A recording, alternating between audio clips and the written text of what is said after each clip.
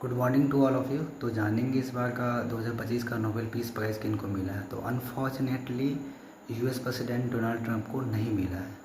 तो इस बार का नोबेल पीस प्राइज़ मिला है मारिया कोरिना मकाडो की, जो कि एक लैटिन अमेरिका का एक देश है वेनेजुएला। वहाँ की एक सोशल एक्टिविस्ट भी है और पॉलिटिशियन भी है। तो इनको क्यों मिला है जानते हैं इनके बारे में। तो मारिया कोरिना मकाडो जो है, इनका जन्म 1967 में एक वेल डेवलप फैमिली में होता है वेनेजुएला की कैपिटल कारकस में। उसके बाद ये यंग होती हैं, उसके बाद पढ़ाई लिखाई इनका अच्छा चलता है। तो उसके बाद जो है ये bachelor degree in industrial engineering में करती हैं। उसके बाद मास्टर्स डिग्री करती है फाइनेंस में। उसके बाद एक ऑर्गेनाइजेशन का ये इस्टेब्लिशमेंट करती है। उस ऑर्गेनाइजेशन का नाम होता है एटेनिया ऑर्गेनाइजेशन। इस ऑर्गेनाइजेशन का काम होता है मेनली जितने भी स्ट्रीट चिल्ड्रेन होते हैं उनके वेल ऑफ के बारे में बात करना, उनके राइट्स के बारे में बात करना, उनके लिए काम करना।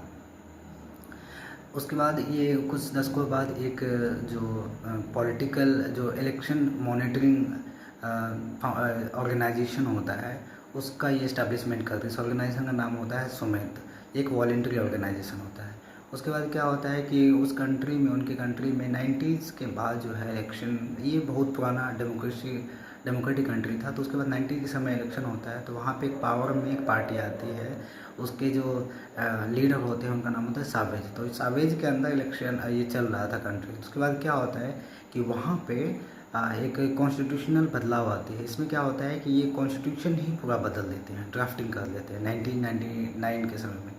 तो उसके बाद वहाँ उनके अगेंस्ट जो भी पार्टी होती है कंट्री में, तो एक कॉलिशन का इस्टेब्लिशमेंट करती है। इस कॉलिशन का नाम होता है एंटी।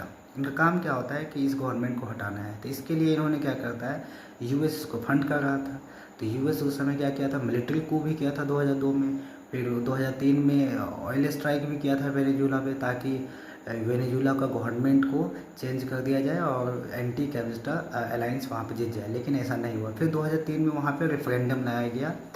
तो डेमोक्रेटिक रेफरेंडम था।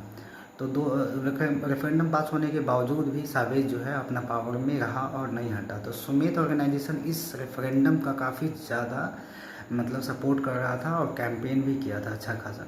तो इसके लिए जो सावेज है, इस ऑर्गेनाइजेशन के जितने भी लीडर्स होते हैं इंक्लूडिंग मकाडो, इनको राजद्रोह का ट्रीजन का चार्ज लगा देती है।